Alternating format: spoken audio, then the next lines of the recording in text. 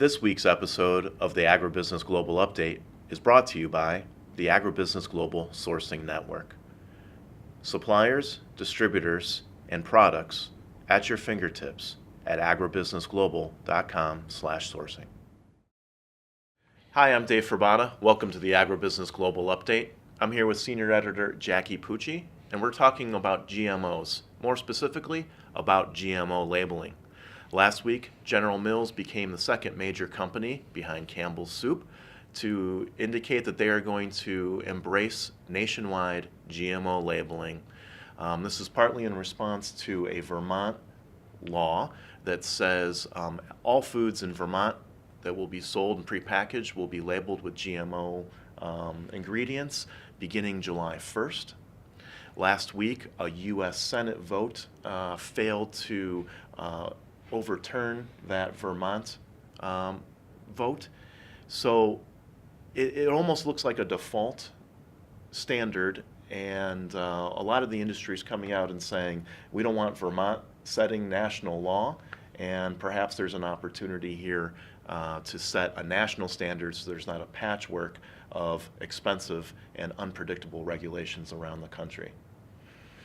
But we don't really know how much this is actually going to cost the companies, or if consumers will necessarily change their behavior, what the impact will be ultimately. Yeah, there's some thoughts that this labeling will be so ubiquitous that it'll be like labeling any other food additive that you might see in the prepackaged food section, in the frozen food section.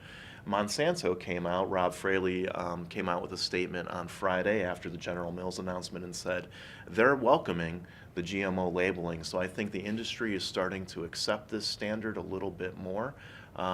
Their regret, obviously, is going to be with the patchwork that could develop at the state level instead of a strong federal standard that creates a little bit more predictability in what companies are allowed to do.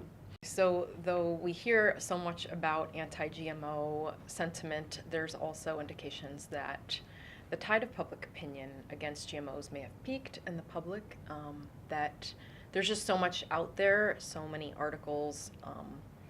There was one editorial in the New York Times by a researcher from Cornell, his name's Mark Linus, who wrote 2 books on climate change. And he decided after he wrote those books he had to change his position on GMOs, that he couldn't defend climate change, the expert consensus on climate change, and then on the other hand, oppose it. Oppose it on the other GMOs, side. Yeah. Mm-hmm. So there's been a lot of similar headlines about that I've been seeing, and so that's part of my research for the May issue article on particularly among the millennial generation being more pro-science. So it's pretty interesting. It's great. We've got a lot of history behind GMOs now. We're celebrating 20 years since its first commercialization of Roundup Ready soybeans. And a lot of scientists now coming out, exactly like you said. We've seen Neil deGrasse Tyson, a popular physicist, also Bill Nye, saying that there's really, after 20 years, no adverse effects. We've got to start looking at the data that's driving agriculture productivity. We also have some different gene editing technologies that are entering into the mainstream R&D space. CRISPR being a notable one. MIT just hailed it as one of its top 10 best technologies for the previous year. We're seeing DuPont sign up with some research initiatives with CRISPR, and there's still uncertainty on whether or not the USDA will consider that a GMO. A previous technology called Talons did some gene editing that the USDA did not consider a GMO product. So they are re-looking at the standard, as is the EU. I think we kind of have a hunch as to where they're going to go with this, probably more regulation rather than less.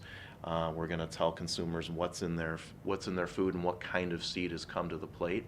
This is so ubiquitous, as we said earlier, we don't think it's going to be major backlash, but we'll continue to follow this story and others on agribusinessglobal.com.